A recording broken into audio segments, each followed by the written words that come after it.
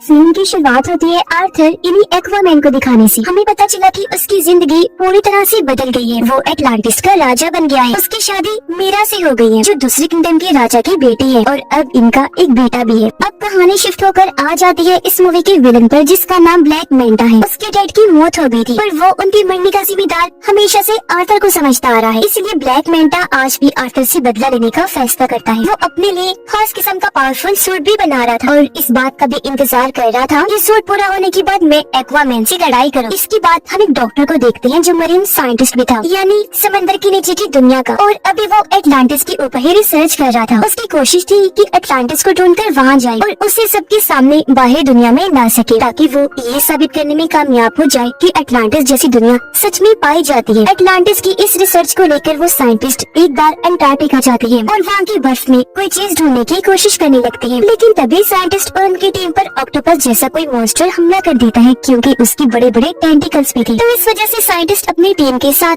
वहाँ पर फंस जाते हैं। इसीलिए वो अपने बाकी साथियों को सिग्नल भेजकर मदद मांगते हैं। तब उनकी मदद करने उनका एक साथी आ भी जाता है, यानी ब्लैक मैंटा। ये लोग मिलकर काम कर रहे थे। यहाँ आने के बाद ब्लैक मैंटा साइंटिस्ट और उनके साथियों की जान तो बचा लेता है, लेकिन वो खुद यहाँ रिसर्च करने लगता है, जिसके लिए वो बर्फ के और नीचे जाने लगा। काफी गहराई में आने के बाद उसे टूटा हुआ ब्लैक ट्राइडेंट दिखता है, और अब जैसे ब्लैक मैंटा टूटे हुए ट्राइडेंट को उठाकर जोड़ता है, तो उसे इसका असली मालिक नजर आने लगता है, जिसका नाम कॉर्डेक्स था। ये काफी चालाक खतरनाक लग रहा था। वो ब्लैक मैंटा की यादों में कहता है कि तुमने क्योंकि मेरा टूटा हुआ ट्राइडेंट जोड़ दिया है, इसलिए अब तुम बहुत ताकतवर बन जाओगे, साथ ही अपने दुश्मन एक्वामैन से बदला भी ले पाओगे, और तो और हर वो चीज तुम कर सकते हो जो तुम करना चाहते हो। अब पता चला कि दुनिया की सूरत हाल काफी खराब हो गई है, क्योंकि ग्लोबल वार्मिंग इतनी बढ़ गई है कि सुनामी और सैलाब वगैरह आते रहते हैं। इस वजह से बाहरी दुनिया के साथ साथ समंदर की दुनिया में भी काफी मुश्किलात आ रही हैं, क्योंकि इस सारी सूरत हाल की वजह से समंदर के क्रीचर्स धीरे धीरे मरते जा रहे हैं। सब कुछ देखते हुए एटलांटिस की काउंसिल्स की मीटिंग होती है, जिनमें आर्थर भी शामिल था। यहाँ आर्थर सब काउंसिल्स के सामने ये ऑफर रखता है कि हमें मिलकर बाहरी दुनिया के लोगों से बात करनी चाहिए और अपनी एडवांस टेक्नोलॉजी को उनके साथ शेयर करना चाहिए, बांटना चाहिए, ताकि इस तरह बाहरी दुनिया भी तरक्की कर सके और फिर वो हम लोगों की भी मुश्किलात को हल कर सके। पर जाहिर सी बात है, कोई भी इस बात पर राजी नहीं होता। सभी काउंसिल्स मिलकर कहते हैं कि ऐसा नहीं हो सकता।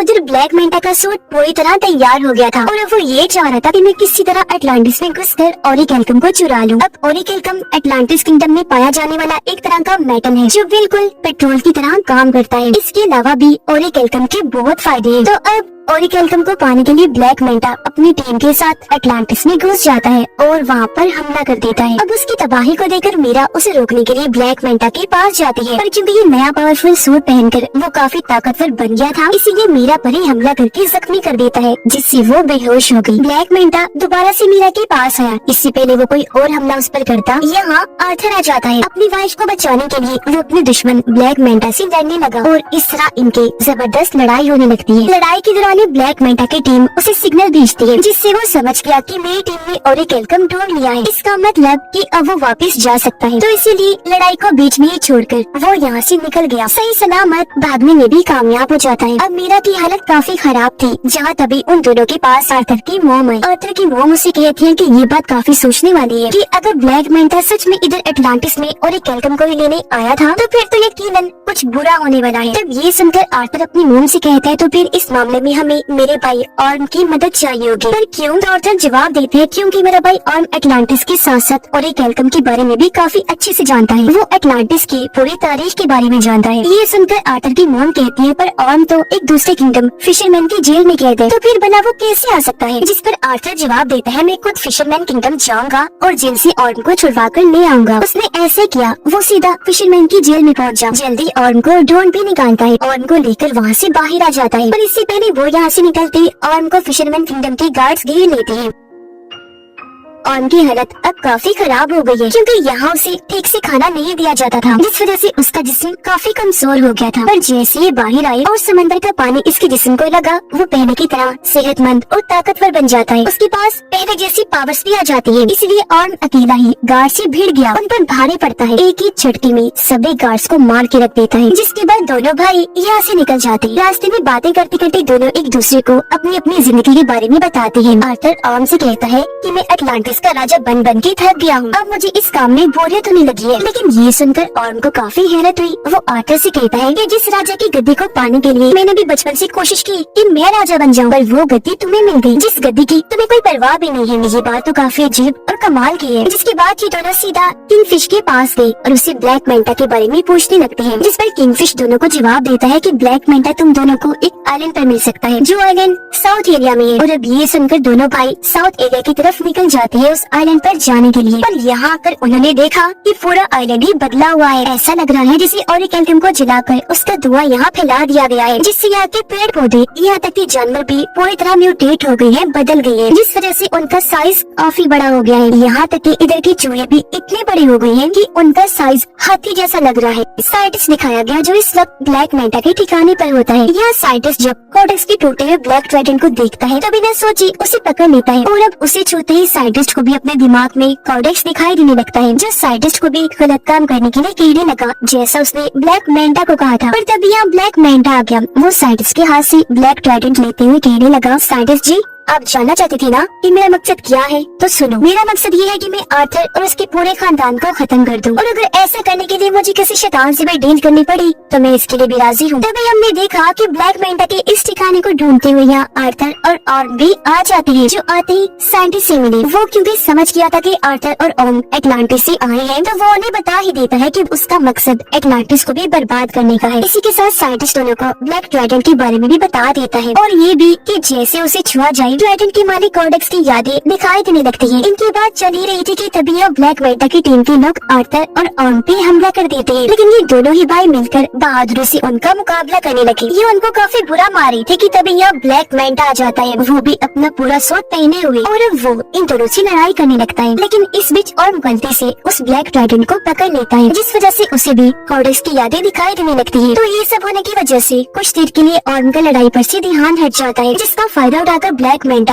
उस पर हमला कर देता है। वो जवाबी हमला ना करने की वजह से काफी जख्मी हो गया, और अब ब्लैक मेंटा इस तरह दोनों से लड़ता है कि वो इन पर भारी पड़ने लगा। अब जब ये लग रहा था कि ब्लैक मेंटा दोनों को ही मार देगा, तो तभी यहाँ मीरा की डैड आ गई, इन्हें राजा, जो आकर दोनों की मदद कर देते हैं और इन्हें निकाल कर भी यहाँ से ले जाते हैं। यहाँ से काफी दूर जाने के बाद ये एक महफूज जगह पर आ गई, और यहाँ उन लोगों को ब्लैक ट्राइडेंट के बारे में सब कुछ बता देता है। एटलांटिस को ढूंढने वाले आर्थर के डैड थे, उनके पास भी एक ताकतवर ट्राइडेंट था, जो अब उनके बेटे किंग आर्थर के पास है। पर किंग यानी आर्थर के डैड का एक भाई भी था, जो और कोई नहीं बल्कि कोडेक्स ही था। और ये जो ब्लैक ट्राइडेंट है वो उसी ने ही बनाया था। अब जिस तरह आर्थर के डैड किंग एटलांटिस किंगडम को चला रहे थे, वैसे कोडेक्स एक दूसरे किंगडम को चला रहा था, जो कि बिल्कुल ही डार्क किंगडम था, यानी वहाँ खतरनाक क्रिएचर्स मॉन्स्टर्स रहा करते थे। लेकिन परेशानी तो तब शुरू हुई जब कोडेक्स ने अपना असली रूप दिखाया। असल में कोडेक्स चाहता था कि वो एटलांटिस का ओरिकेल्टम चुरा कर और पावरफुल बन जाए। कुछ हद तक वो ऐसा कर भी रहा था, लेकिन उसके ऐसा करने से एटलांटिस और समुद्र के बाकी क्रिएचर्स मरते जा रहे थे। साथ ही एटलांटिस के अंदर बीमारियां भी फैल रही थी। अब इस तरह के हालात देखकर किंग आर्थर के डैड कोडेक्स के खिलाफ आकर खड़े हुए और उसे ये सब रोकने का कहते हैं। लेकिन कोडेक्स ताकत के नशे में इस कदर पागल हो गया था कि वो अपने बड़े भाई किंग के साथ ही बगावत पर उतर आया, और ऐसा होने से उन दोनों के बीच जंग छिड़ गई। पर जंग में किंग कोडेक्स को हराकर उसे कैद कर देते हैं। अब वो हमेशा के लिए वहाँ कैद रहे, कभी भी बाहर न आने पाए। इसके लिए किंग ने अपने खून का इस्तेमाल किया, जिससे हुआ ये कि कोडेक्स जादुई कैद में बंद हो गया, जहाँ से उसका निकल पाना नामुमकिन है। आगे और बताता है कि इस वक्त कोडेक्स यादों के जरिए ब्लैक मेंटा के दिमाग में घुसा हुआ है, क्योंकि वो उसका इस्तेमाल करके आजाद होना चाहता है। ये सब सुनने के बाद आर्थर और ऑर्म की मॉम भी सारी बात समझ जाती है। वो उन्हें बताने लगी कि हाँ, मैं भी कोडेक्स के बारे में जानती हूँ, और जिस तरह किंग ने अपने खून का इस्तेमाल करके उसे कैद किया था, अब कैद से आजाद होने के लिए उसे किंग की नस्ल के किसी इंसान का खून चाहिए, जब भी कोडेक्स आजाद हो सकता है। मतलब जिनके अंदर किंग का ही खून दौड़ रहा हो। किंग का खून उनकी शाही फैमिली के लोगों में ही हो सकता है। ये सब सुनकर आर्थर समझ आता है कि मेरी बेटी की जान खतरे में है, क्योंकि जाहिर सी बात है ब्लैक मेंटा के लिए सबसे आसान टारगेट उसका बेटा ही था, जिसे वो बआसानी खत्म कर सकता था। इसलिए वो फौरन अपने घर आ गया। देखता है कि वहाँ सब कुछ तबाह हो गया है, घर जल रहा है, बच्चा यहाँ से गायब है, साथ ही वहाँ एक आदमी जख्मी पड़ा है। पूछने पर आदमी बताता है कि ब्लैक मेंटा यहाँ आया था, ये सारी तबाही उसी ने ही मचाई और वही तुम्हारे बेटे को ले गया है, जिससे साफ जाहिर हो गया कि आर्थर का शक बिल्कुल ठीक था। इसीलिए अब आर्थर और ऑर्म दोनों मिलकर उसकी बेटी को बचाने के लिए जाने लगते हैं, पर उससे पहले इनकी मॉम दोनों को समझाती है कि हमेशा मेरी एक बात याद रखना कि तुम दोनों एक दूसरे के भाई हो, चाहे कुछ भी हो जाए तुम्हें एक दूसरे का साथ देना ही है। सीधा ब्लैक मैंटा के ठिकाने पर आकर वहाँ हमला कर देते हैं, लेकिन इन पर भी एक काफी बड़ा मॉन्स्टर हमला कर देता है, जिससे बाकी तो बच गए, लेकिन उसके सामने मीरा के डैड फंस जाते हैं। तब ऑर्म जाकर उनकी मदद करता है और मॉन्स्टर के जंगल से उन्हें निकाल देता है। ये देखकर मीरा के डैड समझ गए कि जिस ऑर्म को मैं हमेशा से गलत समझ रहा था वो तो काफी अच्छा इंसान है। अंदर ब्लैक मैंटा के पास आर्थर का बेटा होता है। यहीं पर साइंटिस्ट भी था जो उस छोटे से बच्चे को देखकर बचाने का सोचता है, इसीलिए बच्चे को उठाकर यहाँ से भागने लगा। पर ब्लैक मैंटा जो उसे देख चुका था साइंटिस्ट पर हमला करके उसे जख्मी कर देता है और बच्चे को छीन लेता है। और अब जैसे ब्लैक मैंटा उसके बच्चे को मारने के लिए आगे बढ़ा तभी यहाँ पर आर्थर आ जाता है, जो उसे लड़ाई के लिए चैलेंज करता है। इनकी लड़ाई तो पहले काफी जोरदार हुई, लेकिन तभी यहाँ ब्लैक मैंटा आर्थर पर भारी पड़ने लगता है। इसकी वजह ये थी कि वो ब्लैक मैंटा नहीं बल्कि उसके अंदर कॉर्डेक्स था, क्योंकि वो पूरी तरह उस पर हावी हो गया था। पर इस बीच मौके का फायदा उठाकर मीरा अपने बच्चे को लेकर यहाँ से भाग जाती है, लेकिन तभी उसे जाते हुए ब्लैक मैंटा देख लेता है। वो अपने ब्लैक ट्राइडेंट से उस पर हमला कर देता है, लेकिन इससे पहले कि ट्राइडेंट मीरा को लगता पहले और उसे पकड़ लेता है और इस तरह उसने मीरा और उसके बच्चे की जान बचा ली। लेकिन इसका उल्टा असर भी हुआ, क्योंकि जैसे और ब्लैक ट्राइडेंट को छूता है कॉर्डेक्स उसके दिमाग को भी कंट्रोल करने लगता है। वो उसे उसके भाई आर्थर के खिलाफ भड़काते हुए ये दिखाने लगता है कि तुम्हारे भाई आर्थर ने तुम्हारे साथ बहुत गलत किया है, असल में तुम ही हो जो अटलांटिस का राजा बनने के लायक हो, न कि आर्थर। तो इसी वजह से अब ऑर्म आर्थर पर हमला कर देता है, लेकिन यहाँ आर्थर जो सारी बात समझ गया था वो पलट कर वार नहीं करता, बल्कि अपने भाई को समझाने लगा कि होश में आओ और खुद पर काबू रखो। जब ऑर्म ऐसे करता है उसने जैसे तैसे खुद पर काबू पा लिया। साथ ही उसे अपनी मॉम की बात भी याद आती है कि तुम दोनों भाई भी हो, चाहे कुछ भी हो जाए तुम्हें एक दूसरे का साथ देना ही है। लेकिन इसी बीच फायदा उठाकर कॉर्डेक्स खुद को आजाद करने में लग जाता है। ऐसा करने से उसके जिस्म में जान आने लगती है। ठीक इसी वक्त ऑर्म ने ब्लैक ट्राइडेंट को छोड़ दिया। अब तक काफी देर हो गई थी, क्योंकि कॉर्डेक्स खुद को जिंदा करके आजाद हो चुका था और अब कॉर्डेक्स को अपने सामने देकर आर्थर उसी के ब्लैक ट्राइडेंट से उस पर हमला कर देता है। पर कॉर्डेक्स आसानी से अपने ब्लैक ट्राइडेंट को पकड़ के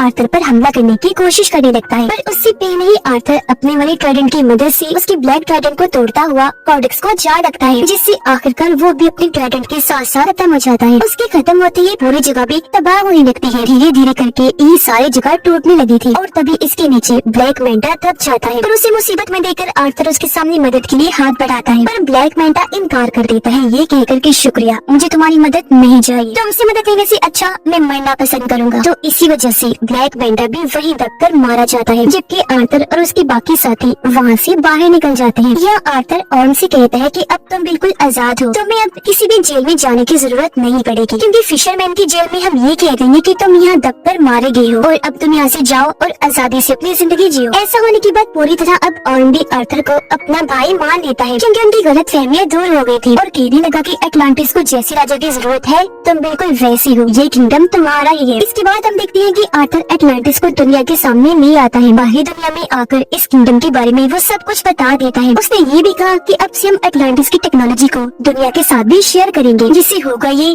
कि हम साथ में मिलकर दुनिया को मजीद और अच्छा बनाएंगे। आर्थर की जिंदगी ऐसी ही गुजर रही थी, यानी वो अटलांटिस और बाहरी दुनिया दोनों में रहता है। इस फिल्म की कहानी भी यही पर खत्म हो जाती है।